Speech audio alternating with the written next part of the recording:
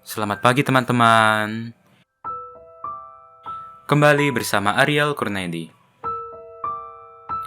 Kita akan merenungkan firman Tuhan dari buku Renungan Pagi, Anak dan Pelajar. Yesus sahabat terbaik dan setia. Yang disusun oleh Pastor Dr. Marolop Sagala.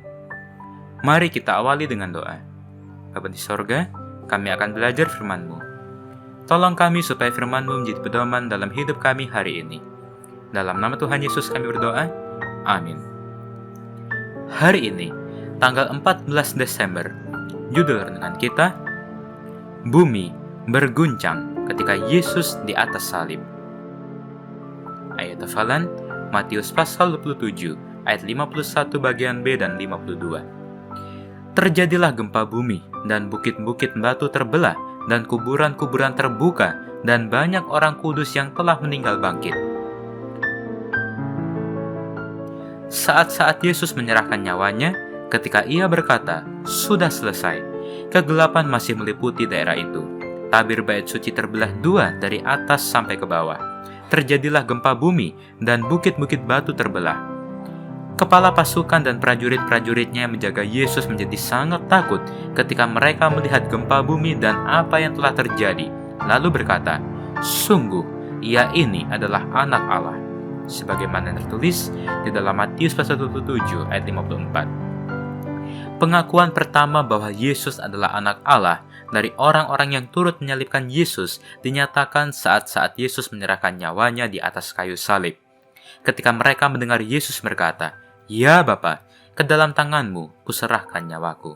Dan kepala pasukan melihat apa yang terjadi, ia memuliakan Allah, katanya, "Sungguh, orang ini adalah orang benar."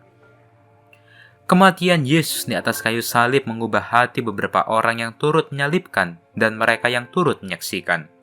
Kegelapan di daerah itu, gempa yang menggoncang bumi, dan bukit-bukit batu terbelah, dan kuburan-kuburan terbuka, dan banyak orang kudus yang telah meninggal bangkit, sebagaimana terdapat di dalam Matius pasal 7 ayat 51 dan 52. Banyak orang yang pulang dari tempat di mana Yesus disalibkan pulang sambil memukul-mukul diri, sebagaimana terdapat di dalam Lukas pasal 3 ayat 48. Tampaknya kematian Yesus tidak hanya mengguncang bumi dan tidak hanya membuka kubur, tetapi mengguncang hati yang menyaksikan penyaliban Yesus. Banyak orang kudus yang telah meninggal bangkit, sebagaimana tertulis di dalam Matius 7 ayat 52. Pada saat Yesus berseru dan gempa mengguncang bumi, kuburan orang-orang kudus terbuka, tetapi mereka bangkit pada sesudah Yesus bangkit. Dan sesudah kebangkitan Yesus, mereka keluar dari kubur, lalu masuk ke kota kudus dan menampakkan diri kepada banyak orang. Ketika engkau mempelajari kisah penyaliban Yesus, dia mati disalibkan sebagai juru selamat. Apakah kisah peristiwa itu dapat mengubah hatimu? Dan kemudian, apakah engkau akan memuliakan Allah seperti kepala pasukan itu? Seharusnya itu terjadi, supaya ketika Yesus datang kelak kedua kali, kalaupun engkau mati sebagai orang kudus, maka engkau pun akan turut bangkit dan bersama-sama dengan Yesus ke kota kudus itu. Mari kita akhiri dengan doa. Bapa di sorga, terima kasih untuk firman-Mu hari ini, di mana kami diingatkan bahwa kisah penyaliban-Mu kiranya dapat menggugah hati kami, dan kiranya kami kemudian dapat memuliakan-Mu. Dan tolonglah kami, supaya kami boleh selalu memuliakan-Mu, dan kelak pada saat kedatangan-Mu yang kedua kali, kami boleh masuk ke dalam kerajaan-Mu. Adalah doa kami, di dalam nama Tuhan Yesus kami berdoa. Amin.